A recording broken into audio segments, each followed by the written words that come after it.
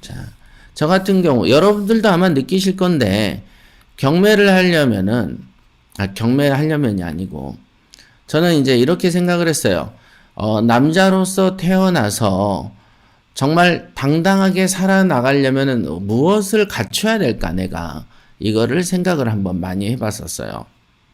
그러면 그때 문득 떠오르는 게 이런 게 있었어요. 나이 들어가지고, 예를 들면 군대에서 별을 달든 뭘 달든 장관이 되든 차관이 되든 국회의원이 되든 지가 제대하거나 일반인 되면 아저씨 소리 듣지 않습니까? 그리고 그 어떤 뒷배가 있을 때는 떵떵거리지만 솔직히 골목에서 만나면 두들겨 패버리면 끝장나는 거 아닙니까? 그러니까 이게 기본적으로 이 그 지하물에 폼 잡고 돌아다녀도 한 몇 대 주워 박으면은 아이고 살려주세요라는 소리가 나온단 말이에요. 그러니까 그런 관점에서 남자가 가져야 될 거가 힘이다라고 저는 생각을 했어요. 힘. 그래서 나이가 예를 들면은 한 60이든 70이든 됐는데 어차피 전문 프로 운동 선수가 덤비지 않고 일반인들 같으면은 가볍게 눈 정도는 찌를 수가 있잖아요. 이제 그 정도의 어떤 단련된 힘과 어떤 배포가 있지 않고서 뭐 남자가 늙어가가지고 여성화되는 그런 거가 저는 정말 싫었었어요. 그래서 요걸로는 운동을 찾았어요. 아마 이제 경매하시는 그 선택하시는 그 남자분들 중에는 저와 같은 생각들을 안 해봤지만 얘기를 들어보니 마침 나도 그러네라고 생각하시는 분도 있을 수 있습니다. 그래서 나이가 들어서 남자로서 젊었을 때 3, 40대 막 떵떵거리고 뭐 운동 지하물에 해도 나이 이제 50대, 60대 되면은 막 30대한테 두들겨 맞고 이런 것들 많이 있잖아요. 그런 게 정말 싫었어. 우리 이번에 그 이용군과 그런 차관이란 사람이 그 완전 낙하산 차관 하나 있잖아요. 지금 들어온 거. 그런 사람이 이제 그 보니까 택시기사 두들겨 팼다고 어제까지 나오잖아요. 그러니까 늙어서 꼬장 부리고 괜히 힘약한 사람이나 패는 그런 사람들이 있는데 그런 사람들도 재수 없이 이제 택시기사 중에 젊은 사람 제대로 만났으면 뒤지게 맞았을 거예요. 그러니까 나는 그런 거에 대한 상황에 대해서 운동이란 걸 나는 해야 되겠다는 생각을 했었죠. 항상. 항상 해야 되겠다. 나의 몸을 지키기 위해서. 요런 생각으로 운동. 남자라면. 두 번째, 남자라면 돈이라는 게 필요하지 않겠나. 그러면 돈이라는 게 보면은 내가 어찌됐든 뭐 삼성을 다니든 뭘 다니든 삼성이 부장을 하든 뭐 별짓 다 해봤자 정년 퇴직하면 그냥 동네 아저씨 되는 거죠. 그러면 이제 50대 후반쯤까지 되면은 그냥 뭐 등산이나 하러 다니고 뭐 다닐 데가 있어? 그냥 월급쟁이들의 운명이라는 것은 대한민국에 뭐 보잘것 없는 건 뻔한 거 아닙니까? 그러면은 이 돈이라는 그 수준 가지고 딱딱 월급 받을 때조차도 화려하게 휴가를 못 지냈던 이 사람이 나이 들어서 퇴직해가지고 자식들까지 있는 입장에서 월급까지 안 나온다면 제 아무리 뭐 연금이 나온다고 한들 월급만큼 나오겠습니까? 그럼 결국이라는 운명이라는 것은 결국 이렇게 하락세를 맞이할 수밖에 없는데 그러면 그때 그 원 없이 그 체면을 못 살리고 그 당시 그렇게 해서 뭐 대중교통이나 타고 다닌다? 이건 저는 상상하기가 힘들었었어요. 저 얘기예요. 여러분들 개인적인 생각들은 각기 다를 수 있습니다. 그러니까 저는 그런 생각이 있었습니다. 그래서 야, 돈을 가져야 되겠다, 남자는. 그럼 돈이라는 것이 어차피 직장 생활에서 나이가 이렇게 50대, 60대 되면 돈은 점점 없어지죠. 한 60 중반 되면 이제 자식들한테 손 벌리는 단계까지 넘어가 버리면 되는데 요즘에 아시다시피 요즘 20대, 30대들 중에서 능력 있는 사람들이 있습니까? 몇이나 있습니까? 우리나라의 20, 30대를 수용할 수 있는 뭐 새로운 직업군이 있나요? 한국에? 없어요. 맨 한 20년 전에 하던 직업 그 직업이 그 직업이야. 맨 해봐야 비트코인이나 주식 투자나 하고 앉아있고 젊은 놈들이 이렇게 돼버렸어. 지금 경제가 엉망진창인데 어떻게 주식 투자에는 이렇게 붐이 나겠습니까? 국가가 투기를 조장하면 안 되는 것이다. 그러니까 공매도 같은 걸 빨리 풀어야 되는데 그렇지 않으니까 그냥 투기꾼이 되죠. 자, 돈을 버는데 내가 나이가 늙어서도 돈이 늘 수 있는 길이 있을까? 어찌 보면 꿈 같은 소리고 어찌 보면 말도 안 되는 얘기인데 그것이 무엇일까를 딱 보니까 그냥 도매시장의 경매 말고는 없는 거예요. 또 다른 거 있으면 저한테 추천을 해주시라고 제가 늘 말씀드리는데 없더라는 거죠. 그래서 나는 경매를 잡았다. 그 다음에 또 하나는 어떤 거였냐면 돈도 있어도 자살도 하고 권력이 있어도 자살도 하고 운동선수처럼 싸움 잘해도 자살도 하더라. 그죠? 우울증 걸려서 약타먹으로 돌아다니고 있어. 그러면 나의 정신세계를 강화할 수 있는 길이 뭐가 있을까? 그게 이제 여러분들이 갖고 있는 종교 같은 것이죠. 그래서 정신세계를 강화할 수 있는, 이 정신을 강화하는 어떤, 이거 어찌 보면 철학이라고도 볼 수 있겠죠. 그래서 부자 마인드라는 게 탄생된 것도 있습니다. 인과의 법칙, 우연적인 걸 기대하지 않고 내가 노력한 대로 얻어가는 거. 그게 머리로는 알지만 몸으로는 솔직히 모르잖아요. 몸으로 체득이 돼야 되는 것이죠. 그래서 이 세 가지의 길을 나는 뭘 잡았냐? 돈으로는 경매를 잡았고, 종교로는 저는 불교를 잡았고, 그 다음에 철학이라는 걸 잡았죠, 인과. 그 다음에 힘으로는 당랑권을 잡았던 겁니다. 여러분들이 왜 도기하니까 뜬금많게 옛날에 뭐 검 들고 휘두르고 돌아다니고 막 이런 거 있잖아요. 물론 사업적인 연계성도 생각을 했지만은, 사실상 이 커다란 세 가지의 기둥을 내가 갖고 가야 되겠다. 대부분 왜 보면 검사니 판사니 해놓고 권력은 있고 돈도 없죠. 검사 판사가 돈이 어디 있어. 그러니까 운동도 안 해. 그러니까 뭐가 돼요? 권력만 가지고 하다 보니까 입고수가 되고 아까 같이 일반 택시기사나 때리고 내가 누군데 이렇게 돼버리는 거예요. 내가 누군데 말이야 이렇게 돼버리는 게 다 얘가 운동도 못해 돈도 어떻게 남한테 뺏는 방법 외에는 스스로 버는 방법이 없기 때문에 이 성격이 비열해지는 것입니다. 그러니까 저는 제 성격에 있어서도 나중에도 좀 옛날처럼 뭔가 공명정대하고 광명했으면 좋겠다. 광명이라는 게 빛이 좀 밝은 뭐 이런 생각들 늘 하고 살았거든요. 자, 요런 겁니다. 그러니까 여러분들도 이 세 가지 한번 생각해 보세요. 나는 힘을 뭘로 키울 것이냐? 나 테니스로 키워야 되겠다.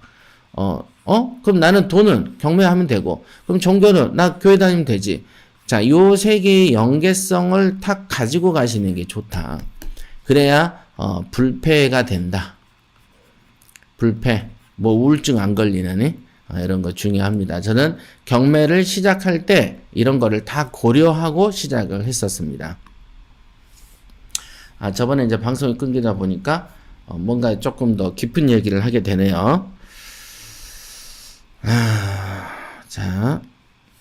자, 글을 한번 읽어볼게요. 자, 그럼 즐거운 명도의 필요성을 깨닫게 해준 다투는 명도다. 그러니까, 다투는 명도를 하다 보니 즐거운 명도가 필요하더라 라는 걸 깨달게 된 사연이죠. 그럼 명도를 어떻게 하겠냐 이렇게 보면 즐거운 명도의 원리를 저도 처음부터 깨달았던 것은 아닙니다. 제가 처음 투자했던 낙원빌라 건의 경우에 일명 다투는 명도라고 표현할 수 있겠네요.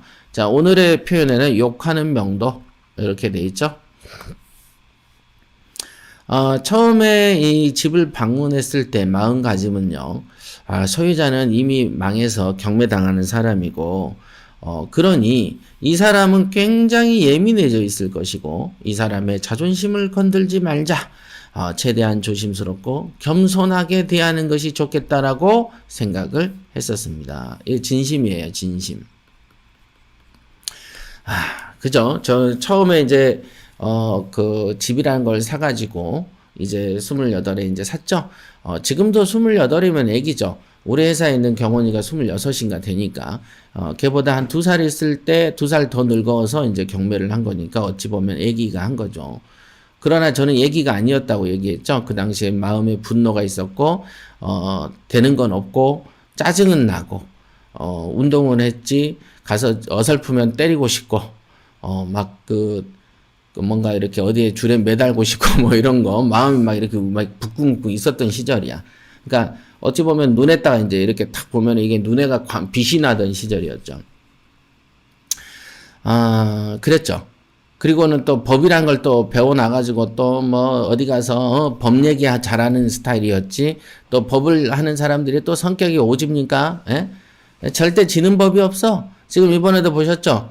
윤석열도 법이고 추미애도 판사인데 판사 하는 거 보셨죠? 엉망진창이잖아요. 절차은님 오늘 다 무시해버리잖아요. 자, 법을 배운 사람이 법을 지킬 것 같죠? 안 지킵니다. 절대 안 지킵니다. 저도 제 친구들 변호사 되는 애들 보면은 제가 안 만나거든요. 지금도 안 만나요. 애들이 그냥 돈 버는 수단으로 법을 배우지 법을 지키기 위해서 법을 배우진 않습니다. 그래서 법을 공부할 때는 법 철학이라는 게 있어요. 법 철학. 그래서 법 철학을 꼭 공부해야 되는데 법 철학 공부를 좀 안 해. 이거를 이제 선택 과목으로 이렇게 하거든요. 법 철학이 정말로 중요한 과목이다. 이게 철학을 지켜야 되는 거죠. 그래서 저는 그 당시에는 조금 좀 드셌기 때문에 제 스스로 생각하기를 내가 뭐 이제 뭐 풋내기인 28살 애가 뭐 겨우 썩은 빌라 하나 사놓고서는 그 나보다 나이 든 사람 그다음에 어찌됐든 뭐 망해서 나가는 사람한테 내가 있는 척을 한다는 것은 예를 들면 막 한 돈 몇 억짜리나 그 당시 돈으로 보면 24년 전이니까 뭐 몇 억짜리 샀거나 하면 좀 고개 좀 들고 이렇게 좀 그 시건방진 소리도 하겠는데 그 당시에 그 썩은 빌라 하나를 가지고는 있는 채를 한다는 게 참 보면은 부끄러운 일이죠.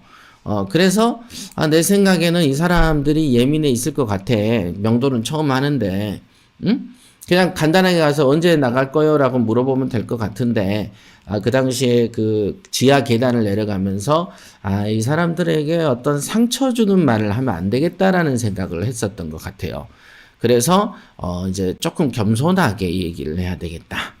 그래서 초인종을 딱 2번을 누르니 남편이 이제 나오더라고요. 그래서 이제 남자가 딱 있는데 또 남자가 또 등발이라도 크면은 좀 편하게 얘기하겠는데 또 남자가 또 키도 좀 작고 뭐 딱 봐도 그 에너지가 거의 느껴지지 않는 사람이었어요. 그래서 오죽했겠어요. 그러니까 짖듣고 싸우느라고 보통 그런 사람들은 집에서는 와이프한테 되게 세게 합니다. 그래서 나중에 이제 그 명도가 끝난 다음에 보니까 이제 그 안방문이 밑에서 걷어차서 구멍이 뻥 뚫려 있기도 했었어요. 나중에 보니까. 근데 이제 그 사람 앞에서는 내가 좀 되게 공손하게 얘기했어요. 내가 이제 그 집주인이다. 그래서 지금 그 언제쯤 나갈지에 대해서 아저씨랑 얘기하러 왔는데 지금 보니까 아저씨가 별로 이렇게 좀 당황스러운 것 같다. 그래서 와이프랑 얘기를 한번 충분히 해보시라. 그 다음에 내가 며칠 있다가 전화를 드릴 테니까 그때쯤에는 회의를 해서 좀 알려주시면 좋겠다. 정말로 세상 보기 드물게 예의 바르게 대화를 했었어요. 그때 처음이죠. 저는 원래 첫 만남에 답을 내지 않습니다. 우선 얼굴만 보여주고 다음에는 전화로 끝냅니다. 그래서 다음에 통화해서 답을 낼 것을 약속하고 돌아왔어요. 그 다음 며칠 후에 이제 전화를 했어요. 그때가 이제 그 신림구동이 있었어요. 신림구동 하면 이제 고시촌이죠. 이제 고시생들이 이제 고시를 포기하더라도 어디 갈 데가 없습니다. 누군가 반겨주는 사람이 없기 때문에 항상 고시촌에 머물러 있어요. 귀신처럼. 이렇게. 전화를 했더니 300만 원을 주지 않으면 안 나간다고 하더군요. 지금이야 알아듣게 설명을 해서 내보내겠지만 당시 제가 혈기왕성한 20대 후반이라서 가만히 듣고 있지 않고 다투게 되었다. 이렇게. 어디든 가면 명도 대상자들이 항상 하는 말이 200, 300, 500, 그 다음 1000만 원 안 주면 안 나간다고 합니다. 시중에 정해진 공식 룰인 것처럼 누구나 할 것 없이 이런 말을 한다. 통상 이런 말을 누가 해주냐면은 법무사 사무장들이 이런 말을 많이 해주고요. 그 다음에 이런 말을 공인중개사들이 주로 해주고요. 그러니까 항상 보면은 어떤 경매에 대한 상담은 경매를 아는 사람이 해주는 게 아니고 경매를 모르는 사람한테 들어가지고는 그 말이 옳은 줄 알고 이렇게 덤비는 사람들이 있어요. 그러니까 어찌 보면은 그래서 경매당하고 그 정도 지능이니까 오늘날 위기를 당하지 않았을까라고 할 정도로 터무니없이 생뚱맞은 주장을 하는 임차인과 소유자들이 되게 많이 있습니다. 그래서 뭐 어디에서 뭐 시중에서 누가 만들어서 배포하나 이것들이 부르면 200이고 300이야. 이게 보면 혹시 최저임금제랑 맞춰서 부르나? 뭐 이럴 정도의 얘기들을 많이 합니다. 그러니까 이제 이런 얘기하면 한 번씩 웃어주죠. 하고 웃어주면 어디서 그런 말 주워 들어가지고 돌아다닙니까? 라고 얘기도 해주고 그러죠. 그 뒤로는. 지금이야 애교로 받아넘기고 제정신 차리게 한 후에 협상을 끝냅니다만은 당시에는 제가 좀 경험이 없고 순진해서 고지고대로 받은 것이다. 이렇게. 그래서 제가 한 말의 요지는 당신이 나에게 돈을 빌려준 적이 있느냐? 아니면 법으로 내가 당신에게 줄 의무가 있느냐? 내 집에서 살면 오히려 임대료를 받아야 되는데 그렇지 않고 양보해 줬더니 적반하장으로 돈을 내라고 하다니 당신이 망한 것은 내 탓이 아니고 당신이 재산 운영을 잘못해서 그런 것 아니냐고 말을 했다. 이렇게 상당히 이성적으로 글을 쓴 거죠. 좀 이따 재밌게 얘기해 줄게. 그리고는 싹싹 빌면서 돈을 좀 도와달라고 해야 주는 것과 주지 않으면 안 나가겠다고 협박하는 것은 천지 차이이다. 내가 좀 피곤해 버리고 말지 남에게 협박받아서 내 돈을 내가 돈 줄 사람으로 보이냐? 라고 말했던 기억이 된다. 예. 근데 이제 사실상 이 당시에는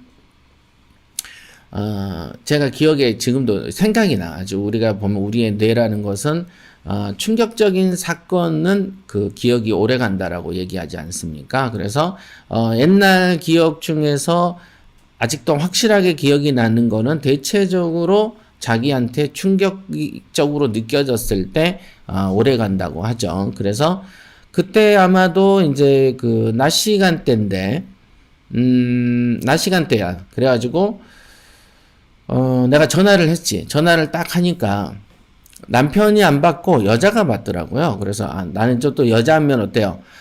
그래. 더 예의를 갖춰야 되겠다. 그래. 저 여자가 얼마나 상처를 받았겠어. 그래서 남자가 자신이 없으니까 여자한테 돌리는구나. 역시 남자가 나쁜 놈들이야. 왜 이런 험한 일을 여자한테 시킬까? 라고 생각을 한 0.1초 정도 했는데, 바로 이제 그 사하라 사막보다 더 건조한 목소리로, 굉장히 도도한 목소리로, 300만 원 안 주면 안 나갈 거야? 딱 이러는 거예요. 네, 안녕하세요. 예, 저희는 이랬고요. 저희가 정말로 이렇게 해서 망해서 어렵습니다. 그러니까 300만 원만 어떻게 주시면 안 될까요? 이렇게 얘기하면, 아이고, 아닙니다. 그렇게 하시면 안 되고, 집이 1600만 원짜리인데 300을 달라는 것은, 1억짜리 집에 2000만 원 달라는 얘기랑 똑같은 거 아닙니까?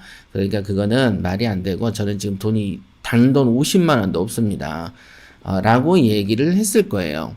그런데 이제 그 말을 바로 탁 치고 나오니 생각나는 건 욕밖에 없더라는 거죠. 그러니까 이제 그죠?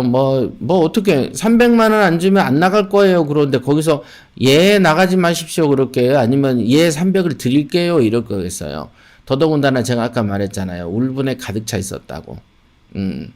그래서 뽀롯이 하나 내가 귀중한 거 하나 모아놨더니 거기에다가 지금 같이 수저 들고 들어오니까, 내가 먹을 밥 요만한 거 하나 챙겨놓고 한 5일 굶어서 먹으려고 하니까 옆에서 수저 들고 줄 서 있으면은 죽여버리고 싶잖아요. 그런 생각이 드는 거죠. 그래서 그때 이제 바로 그냥 내가 기억하는 모든 욕과, 만들어낼 수 있는 응용 버전의 욕까지 그냥 길바닥에서 그냥 소리소리해서 퍼부어 줬던 기억이 납니다. 그래서 제가 여러분들한테 이제 즐거운 명도 강의할 때 우스갯소리를 가끔 할 때 1% 고객님을 상대할 때 하는 방법 중에 하나가 여러분들이 욕을 한 수저만큼 받으면 한 가마니만큼 해줘라 라고 얘기를 하죠. 이거는 기세 싸움에 관한 얘기죠. 그렇죠.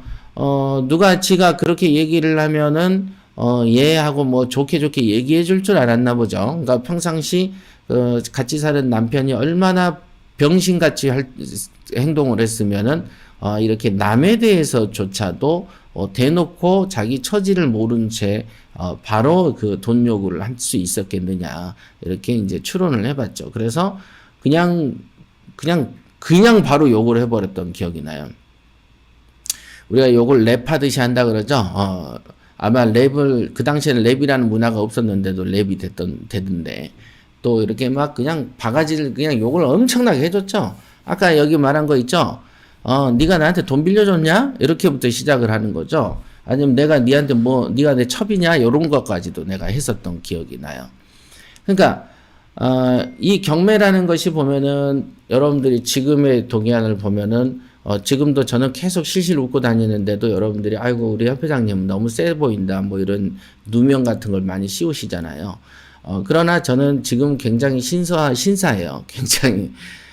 그 당시에는 이치에 안 맞는 소리를 하면 진짜 그냥 눈이 휙 돌아가던 시절이었어. 그리고 이제 여러분들이 이제 자 전화 같은 경우를 할 때도 그 당시에는 전화를 이 여자 끊어. 딱 해서 이제 놀랬잖아 자기도. 자기가 보통 그런 얘기를 하면 지 남편이라든지 지 주변 사람들이 설설 기었는지 모르는데 어떤 독이안이라는 사람한테 했더니 그냥 욕을 생전 듣도 보도 못한 욕을 들으니까 어떠겠어요? 미쳐버리지. 이 여자가 그 한양대학교 시간 강사 나가던 여자예요. 그래서 그 당시에 전화를 끊으면은 우리는 그 보통 한 두세 시간씩 그냥 전화기를 계속 합니다. 받을 때까지. 어찌 보면은 이제 겁이 날 정도로 이제 전화를 해야 되는 거죠. 왜? 이유는 뭐냐면은 화가 안 풀렸으니까. 우리는 화가 쌓이면은 풀어야 되는 사람이었거든요. 지금이야, 풀려고 하면은, 아유, 이걸 또 어디서 진상을 피우다가, 어디 요즘에는 스마트폰에 찍혀가지고 어디 한번 나오면은 추한꼴 보잖아요. 그래서, 그것도 아니고. 옛날에는 독이안이가 누군지 아는 사람 한 명도 없는 시절이니까 지 맘대로 해도 되는데, 요즘엔 또 그런 게 아니잖아요. 그래서 요즘엔 또 그 녹음 기능이 좋아. 그래서 여러 가지로 그렇습니다. 그러니까 그 당시에는 진짜로 세게 퍼부쳐줬던 거 기억이 나요. 그리고 그 부조리, 모순, 돈을 왜 네가 나한테 당당하게 달라고 해. 요거 생각밖에 안 났던 거예요. 그냥 여러분들이 명도할 때 처음에 그 생각밖에 안 났어 나는.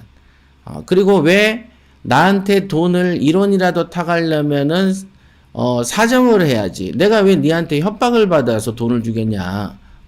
그럼 너한테 협박을 받으려고 태어났겠어? 이 독이안이가 태어나서 세상을 사는데 협박받고 살고 싶어서 내가 살겠어? 더더군다나 고시 때려치고 이제 경매라는 거 뽀로시 하나 잡았는데 막 이런 울분들이 그냥 한 곳에 쏟아진 거야. 이게. 그때 그랬었어요. 그랬었지. 지금 이제 얘기를 재밌게 하려고 애를 쓰다 보니까 더 실감이 나네요. 더. 자, 좀 각박한가요? 하지만 저는 체질적으로 나약한 사람의 이런 헛된 생각이 싫었다. 지금도 헛된 생각이 싫습니다. 그러니까 노력은 1만큼 하고 바라는 건 10만큼 있는 사람. 이런 사람들이 정말로 혐오스럽죠. 혐오스럽다. 자기가 하는 행동은 딱 복받을 만한 짓은 1밖에 없는데 10 정도를 기대하는 사람. 그 다음에 남한테 좋은 일이란 건 단 한 개도 안 하는 사람이 불평불만만 되게 많은 사람.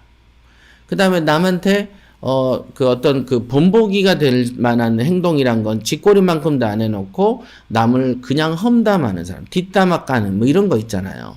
뭐라도 좀 뭐가 좀 건더기가 있는 사람이 깔봐야 뭐라도 되잖아요. 그런 게 정말 싫었었어요. 이런 거. 그리고 스스로 탓을 하지 않고 남 탓만 하는 사람들에게는 좀 더 강하게 대하는 편이다. 예. 스스로 노력해서 힘이 붙여서 못하는 사람은 밑에서 거들어주죠. 그러나 노력은 일도 안 하면서 무능을 자랑하면서 남 탓하는 사람들이 진짜 많아요. 제가 지사하고 코치들 운영하면서 늘 느꼈던 캐릭터들의 공통점이죠. 노력을 하지 않는다. 노력을 안 해. 이제 그러면서 남 탓하는 사람들이 있거든요. 근데 이런 유형들이 이 여자가 이런 유형에 속했던 것이죠. 자, 이래저래 다투고 그 여자도 보통 성질이 아니어서인지 소리를 빽빽 질러댔었던 기억이 납니다. 네. 아마도 이제 지가 그 얘기를 하면은 좀 고민하는 척이라도 좀 해줘야 줄 알았나 보죠. 자, 그런 여자랑 같이 사는 남자가 괴롭겠다는 생각도 들고 나중에 알게 된 사실이지만 부부가 아주 잘 어울리는 성질의 소유자였다. 저야 법을 전공했으니 법적 조치는 다음 날로 진행하면서 일주일인가 지나서 정말로 안 나갈 것인가를 결정지으라고 했더니 누가 이기는지 해보자고 하더군요. 네, 예. 이런 적도 있었나 보다. 지금 읽으니까 기억은 요건 잘 안 나네. 전화를 끊고 법적 절차를 기다리는데 우라가 치밀더군요. 네.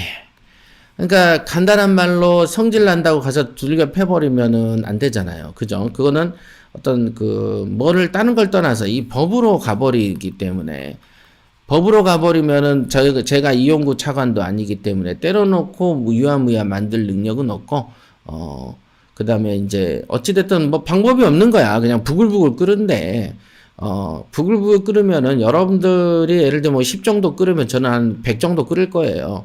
막 이제 이런 게 있어. 이런 게. 그런 거죠. 그러니까 더 즐거운 명도의 필요성을 깨닫게 된 거죠. 막 그냥 마음이 부글부글하고 미치겠는 거야, 이거를 어떻게 해야 되지? 잠이 안 와. 그런데 이게 법밖에 없는 거야, 이거는. 법밖에. 그러면 이제 그 당시에 여러분들한테 지금은 가르치죠. 잔금을 치르면 인도 명령을 동시에 내라 그랬잖아요. 그죠? 지금은. 그러나 그때는 내가 인도 명령을 15일인가를 안 냈어. 그때는 등기도 아마 그 대출을 안 끼고 샀기 때문에 1,000 얼마짜리 대출 안 해주잖아요. 뭐 인도 명령이란 것도 처음 내가 이제 종이로 이렇게 써본 수준이기 때문에 처음부터 안 했어. 그러니까 시간이 너무 아까운 거야. 예를 들면 잔금을 치른과 동시에 인도 명령을 내면 보통 옛날에는 소유자는 11일, 14일이면 나왔단 말이에요. 그러면은 뭐 돈 좀 있어서 인도 명령 하면 되는데 그 당시에는 이 강제 집행할 돈도 없었어. 그러니까 막 미치겠는 거지. 돈도 없지. 그럼 늦게 나간 그 인도 명령을 잔금 치를 때 동시에 안 해놓으니까 한 15일쯤 지나니까 미치겠는 거야. 이거 또 언제 인도 명령 신청해서. 그러니까 성깔도 엄청 급했죠. 지금이야 여러분들한테 뭐 한두 달 정도 여유를 뭐 여러분들한테 해보니까 충분하게 주셔도 될 것 같다. 뭐 이렇게 좋게 얘기를 하지만 그 당시에는 경매를 처음 했잖아요. 인도 명령 빨리 내보내고 싶은 거야. 이제는 이 사람들이 싫으니까 빨리 내 집에서 떠나기를 원하는 거죠. 그래서 인도 명령도 한 15일 지나다 보니까 이제 내는 것 자체도 짜증이 나는 거야. 이제 내가 뭘 했지? 얘네를 왜 그때 냈지? 왜 빨리 안 냈지? 이런 생각도 들고 얘네를 어떻게 해서 죽여버리지? 뭐 이런 생각도 좀 들고 막 이제 그냥 어떻게 막 우라가 침다고 해야 되나? 여기 지금 우라가 치미는 거야. 근데 여자가 그때 통화했더니 깐죽거린 거죠. 누가 이긴가 보자. 그러면서 탁 끊으면 이제 또 죽여버리고 싶잖아. 그러니까 이 마음이 지진이 난 거야. 이 마음이. 그래서 이제 아마 이제 명도를 깨닫게 됐을지 모르죠. 자, 한번 또 읽어보시죠. 처음부터 글을 읽는 분들은 잘 아시겠지만 저에게 있어서 이 집은 최초의 투자라는 의미도 있지만 전재산 투자라는 의미도 있어요. 그러니까 딸랑 그 고시 때려치고 1,600만 원 받아가지고 하나 뽀로시 사서 넣어놨는데 거기에서 있었던 그 집주인이라는 여자가 남자는 어디로 도망가서 없고 돈 300 내놔라고 나한테 큰 소리를 치더니 그 다음에는 누가 이기는가 보자는 식으로 이렇게 진상을 놨을 때 이렇게 이래서 사람을 패는구나 이런 생각이 들 정도로 깐죽거리는데 그거를 어떻게 놔둬요. 이런 어떤 게 있었어. 그렇죠. 향후의 인생의 방향을 결정짓는 중대한 의미를 가진 투자였다. 왜냐하면 제가 아까도 말했지만은 돈벌이 수단으로 경매라는 것을 마음적으로 정해놓고 시작한 첫 건이었죠. 왜냐하면 천지사방을 둘러봐도 그 한 달에 1억씩 떨어지는 경매라는 것을 능가할 수 있는 재테크가 있습니까? 없어요. 30년 전에도 없었지만 지금도 없고 앞으로도 없을 겁니다. 앞으로도 없어. 일종의 경매는 리스크가 노죠. 전무하다. 리스크가 없는데 단지 돈이 없어서 못 사지. 뭐 돌아서면 다 그 뭐 1, 2천만 원 1, 2천만 원은 뭐 껌이지. 뭐 이런 거를 진짜로 하나 발굴해서 진격을 하는데 여기서 이제 초장에 초를 치니까 그 분노는 어마무지했죠. 어마무지했어.